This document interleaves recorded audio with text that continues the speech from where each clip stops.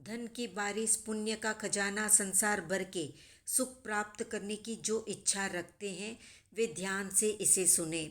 सब दानों में सर्वश्रेष्ठ है अभय दान। क्यों अभय दान का इतना महत्व है, इसे हम आज एक उदाहरण से समझेंगे। सुई गड़ांग सूत्र में उल्लेख आता है कि सब दानों में सर्वश्रेष्ठ दान है अभय दान। तो प्रत्येक व्यक्ति को सबसे प्रिय है उसका अपना जीवन।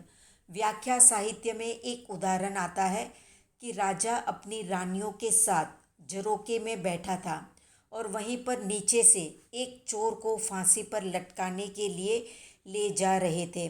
रानियों को उस चोर पर दया आ जाती है तो सबसे बड़ी रानी राजा से कहती है कि आपने मुझे एक वरदान दिया था और कहा था जब जो चाहो मांग लेना, मैं दे दूंगा।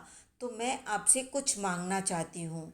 मैं इस चोर को एक दिन के लिए जो भी ये खाना चाहता है वो खिलाना चाहती हूँ। राजा उसकी इस मांग को स्वीकार कर लेता है। चोर को वापस ले जाया जाता है और एक दिन के लिए उसे जो भी मनपसंद खाद्य पदार्थ हैं वो खिलाए जाते हैं। दूसरे दिन फिर उसे मृत्यु की सज़ा पूरी करने के लिए ले जाया जाता है। तब दूसरी रानी भी राजा से वरदान मांगती है, मेरी भी इस चोर के लिए कुछ करने की इच्छा है।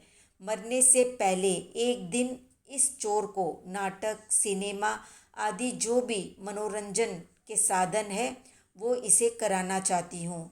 तो राजा उसकी भी इस इच्छा को पूरी कर देता है। अब सबसे छोटी रानी वो भी चोर को वापस सजा के लिए ले जाते समय वरदान मांगती है कि इसकी मृत्यु की सजा माफ़ कर दो। राजा उसे स्वीकार कर लेता है। तो अब प्रश्न ये उठता है कि चोर को सबसे ज़्यादा खुशी कब होगी।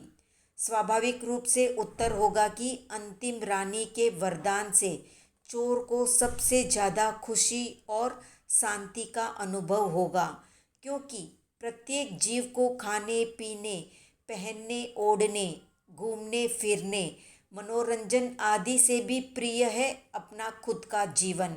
इससे बढ़कर कुछ भी नहीं है। जान है तो जहान है, नहीं तो कुछ भी नहीं। इसलिए सभी दानों में अभय दान को श्रेष्ठ दान बताया गया है। जीवों की दया पालने से उच्च कोटि का पुण्य बंधता है। इसी कारण से सामायिक, संवर आदि धर्म क्रियाओं से कर्म निर्जरा तो होती ही है, परंतु साथ साथ पुण्य का बंध भी होता है।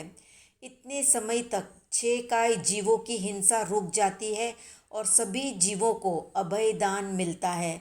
इसलिए कहा जाता है कि उत्कृष्ट पुण्य तो संयम, सामायिक संवर से ही बंधता है।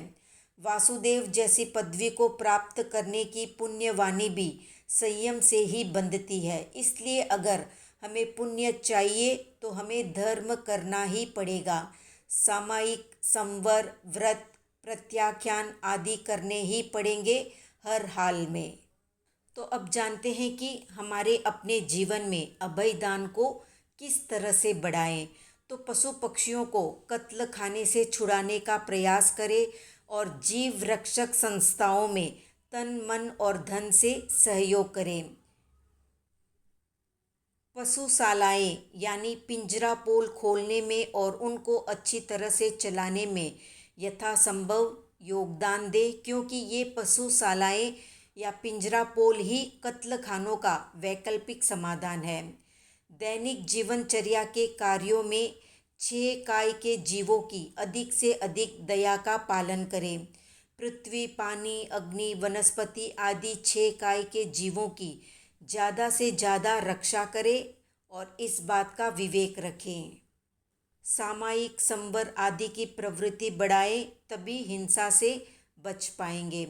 चमड़े की वस्तुओं का मांसाहार मिश्रित आहार, औषधि या इस तरह के सौंदर्य प्रसाधन का उपयोग बिल्कुल भी न करें, उनका त्याग ले लें। तो इस तरह इन कुछ एक बातों का ध्यान रखकर कई पापों से बच सकते हैं। तो कितने लोगों ने अपने जीवन में अभय दान को महत्व दिया है, कमेंट में बताएं। वीडियो पसंद आया तो लाइक शेयर सब्सक्राइब करें।